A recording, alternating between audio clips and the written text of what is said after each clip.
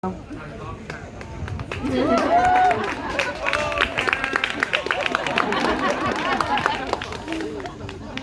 ready for some emotions? Allegedly?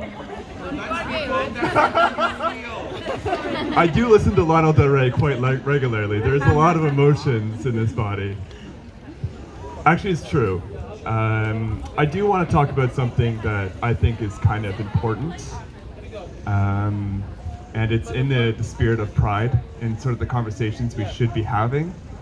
But one thing I did not anticipate was that it'd be a bit warm on stage. So if you excuse me, I just need to change my costume.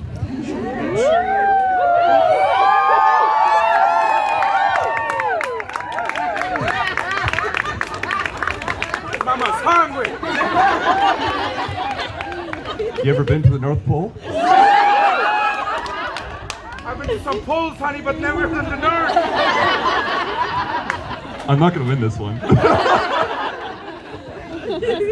So the topic that I want to talk about is flirting. Now, who here would consider themselves a good flirt? Someone in the back? Usually the good flirts can be found in the back, that's true. Maybe somebody has a pickup line that they'd like to try. You got one? You got one? Do you consent?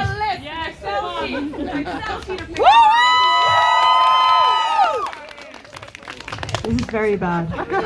And it's only for the lesbians. I'm trying you. Are you a bowling ball? Because I'd like to put 3 fingers in.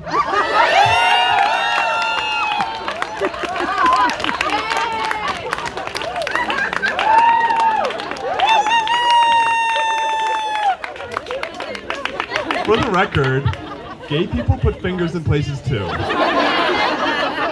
And if it's 3 fingers, I might call you back. Guys, don't worry. Because actually, the reason why I'm up here on stage is I thought I'd give all of us a lesson on both the right way and the wrong way to flirt. Yes, please. I will speak to you directly for the remaining of the class. So, it begins with a story, and like most stories of this and like most stories, it begins at the club. Now, I had gone out with my friend. We had gone out for like just trashy gay music. It was the theme of the night. So I'm talking like Ariana Grande. I'm talking like Azealia Banks. I'm talking like throwback to like Britney Spears. It was great. It was great. You know, they even played that one song, "I'm in the corner watching you kiss her." It's a solid classic for everybody. And then after that, they played September's "I'm Never Gonna See You Again." I was in gay heaven. I was in gay heaven for about 30 minutes. And then, because I'm over the age of 30, I had to take a break. So my friend and I, we took our gin and tonics. We went to go have a seat. And the table beside us was just having an amazing night. Like, best night ever. They were doing their cheersing. They're doing their like, yes, queens, selfies. They're going through the entire encyclopedia of RuPaul's Drag Race quotes.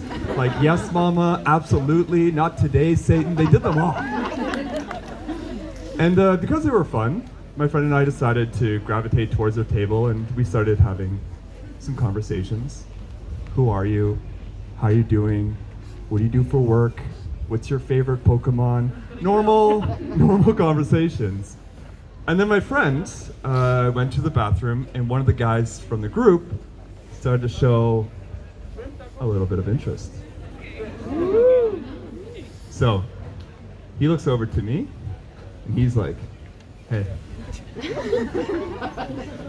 And I look over at him, and I'm like, "What's up?"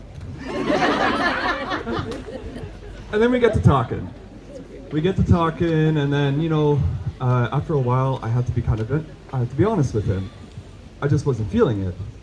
I wasn't feeling very interested. So I said that to him. I said, "Hey, this has been really fun, but I think I'm gonna get back to dancing. I just don't feel it between us." And he says to me, "Is it because you're straight?" It's not that. It's just like, it's girls' night, you know? Like, I'm here for like the trashy hits. I just want to dance with my friend. I'm just here to have a good time. And as I'm saying this, I notice that he's actually getting closer and closer, which is strange because I'm saying one thing, but it's like he's hearing another. And then all of a sudden, he's beside me. And I start to feel a bit nervous. So then I say the next best thing that comes to my mind. I say, "I'm just going through a bit of an asexual phase." So he hears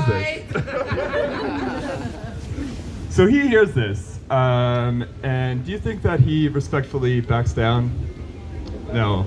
No, he takes his hand and he puts it directly onto my dick and says, "So you don't feel anything?" This is not a rom-com. I wish I could say that this is the first time something like this has happened to me. I wish I could say that it was the last time something like this would happen to me. But unfortunately, it happens quite often. And every time it happens, I say to myself, you know what? I'm gonna stand my ground. I'm gonna say no, I'm gonna push them away. I am going to speak up for myself. But I don't. Actually, I freeze. I get uncomfortable and I freeze.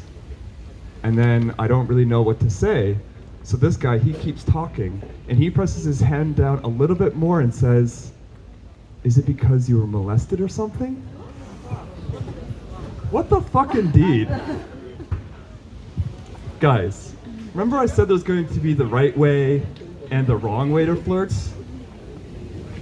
Not listening to somebody, disrespecting their boundaries, and then making excuses as to why those boundaries exist? Don't do that. Don't do that. The year is 2023, should be obvious by now, but we should stop. Because let me tell you, I didn't think immediately that I was seduced by this guy. I didn't think, oh my God, I better go with him to the bathroom and get this done because I'm so hot and bothered right now. Instead, my instincts went from freeze to motor mouth mode. And I did like the least sexiest thing I could do, and that was talk about my ex for about 15 minutes. It took 15 minutes of talking about my ex for this guy to finally get the picture, and he got to walk away seeming perfectly fine at the encounter, whereas I was left feeling vulnerable and exposed. And sometimes people hear this story and they have this response. They have, "Okay, come on, Phil. Come on. Why are you being so sensitive?" That's the problem in the dating age today. We're so sensitive, right? And I should know better. I should know what's the common phrase that they always tell us. Guys are gonna be guys. And if you're a guy who's interested into other guys, well then maybe sometimes you have to be a little bit more direct. You gotta be a little bit more direct to get your point across. I'm not gonna debate that.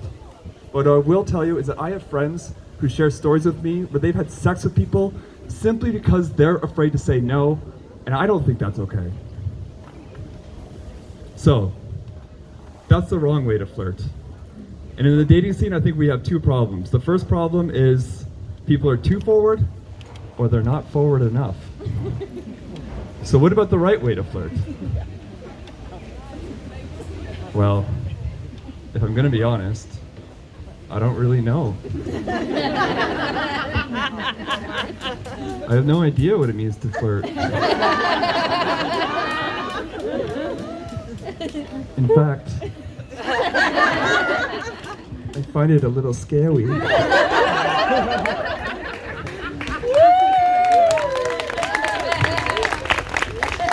Three things that have worked on me in the past. The first thing, get ready to handle rejection. I'm sorry, it happens and it sucks. But let me tell you, I'm not rejecting you, don't worry.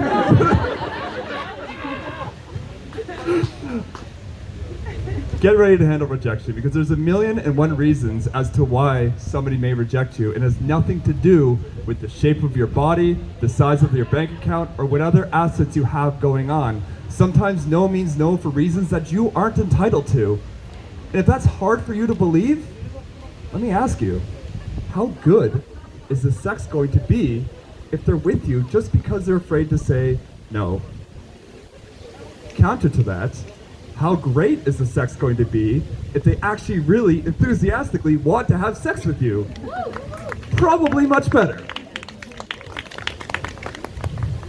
So this is why we see it. This is why we see it graffitied on the walls. This is why we see it on Twitter and Instagram. Probably not Facebook these days. Consent is sexy. Number 2. Love the person that you're talking to. Don't be in love, all right? There's a diving board here. We don't have to... We can just dip a little toe in for a while. Love them enough. Love them enough that they see it in your eyes and they hear it in your words. Love them enough that you want to respect and listen to them. Because that's the first step to communication. And communication is so very, very sexy. This is universally true. This is true if you're with a friend, if you're hooking up, if you're in a relationship, or if you're in a dark alley in Barcelona somewhere. Communication. Communication is sexy. I was looking over here, by the way.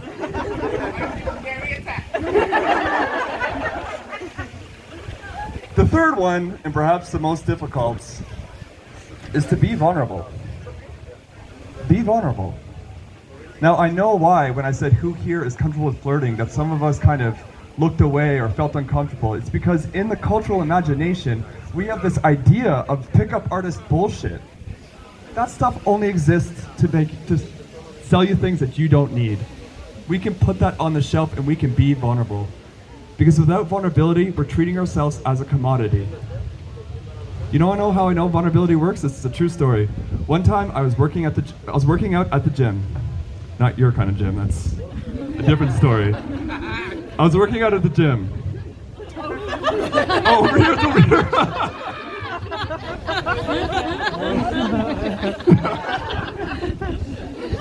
I was working out at the gym, and I was sweaty. I had a big beard at the time. I was in my aggressive mode, and somebody came up to me. They were shaking in their shoes.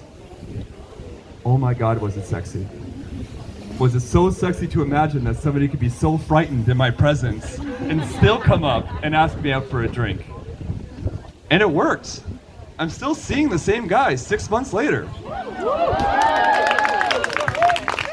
So, remember these 3 things: consent, communication, vulnerability. And one more thing. If you're like me and you find yourself in these situations where somebody is not listening to you, that they're showing you disrespect, you don't have to respect them in return. Your self-worth begins at your ability to tell somebody no. So I promise you, as I stand on this stage today, you can look that person in the eye and you can tell them, fuck off.